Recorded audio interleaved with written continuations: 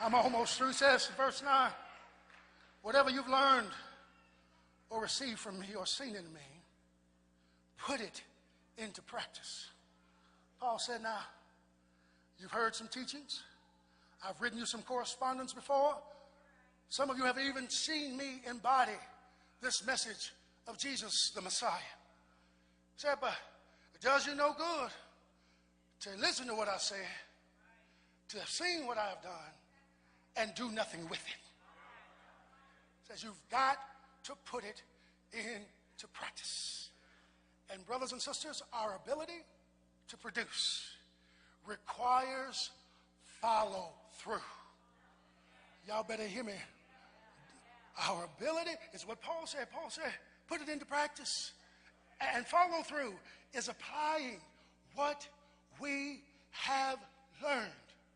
I think about our church. For years and years, we heard practical application messages. And some of us, if we haven't gotten to a certain place we desire, including myself, maybe it's because we haven't applied the teachers.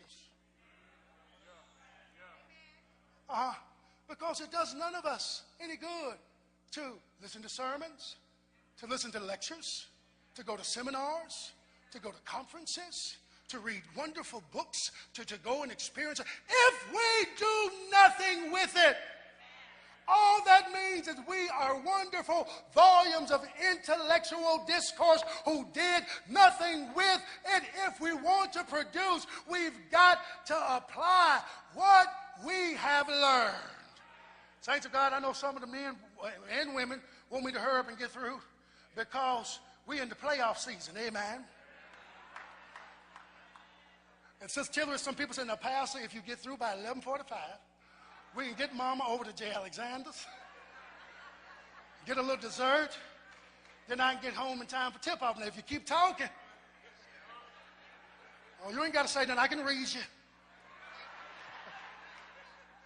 But one of the things I appreciate about playoff season, I believe that playoff is the reward for following through during the season. That you applied the playbook, that you went through and got some things together that were going to help you. And here you are now in the playoffs trying to get to the championship. But we have to put follow through in perspective. If you are truly going to be a person of follow through, write these things out. You must possess a mind to work. God save us from lazy folk who want manifestation but don't want to do the work. Those of us who teach on the college level, it's nothing like having a student come to you late in the semester and try to convince you you gave them an F. I didn't give you no F. You worked for F. And F means have more faith. But you get what you work for. And if you do little work, then you may get little production. But then also, if we're going to be people that follow through, we must be willing to fail forward. Some of us, the reason why we don't try is because we're afraid to fail. And let me just issue you this challenge. The only thing that's worse than failing is failing to try at all. And sometimes, if the truth be told, some of us fail into our destination. That we've got it wrong this time, but we learned from it. We got it wrong that time, but we learned from it. And what we really had to come to an awareness is that what God was doing was allowing us to learn the lessons even in our failures that we were able to apply so that when we got it right, we can look back and see what God had done. But then also, if you're going to put follow through in perspective, we must be willing to be the oddball. Let me just talk to my young people just for a minute. Young people, there's nothing wrong with being the oddball. If you like soccer and everybody else like basketball and football, like soccer. If you want to sing in the country chorale like your pastor used to sing in the country chorale, sing in the country chorale. Be proud to sing in the country chorale. Don't let anybody shame you from making honor roll and principles lists.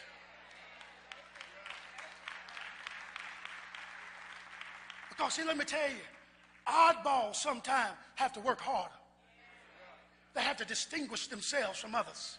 Sometimes they have to do what others are unwilling to do and go when others are unwilling to go. But let me tell you something, it pays to be the oddball.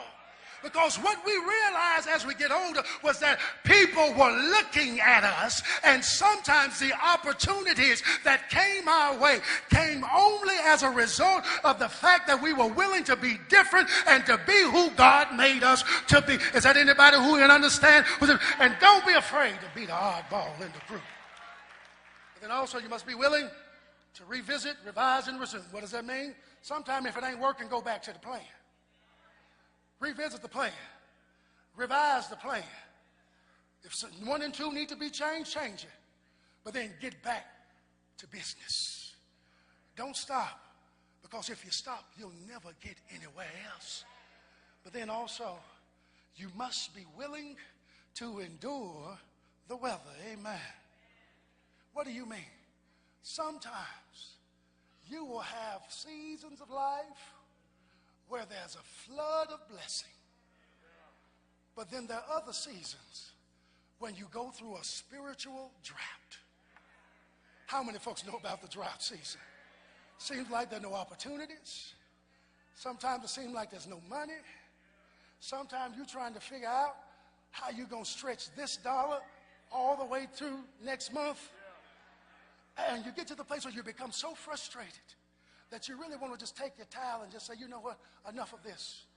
But how many folks have seen our God slide up under the door in just the nick of time? And he may not have provided a tidal wave of blessing, but he provided that even me blessing where he let some drops fall on you.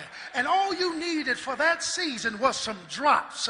Because if you could just get through the drop season, you would see how he let the drops turn into a puddle. How many folks have seen God do that? And then he let the puddle turn into a stream.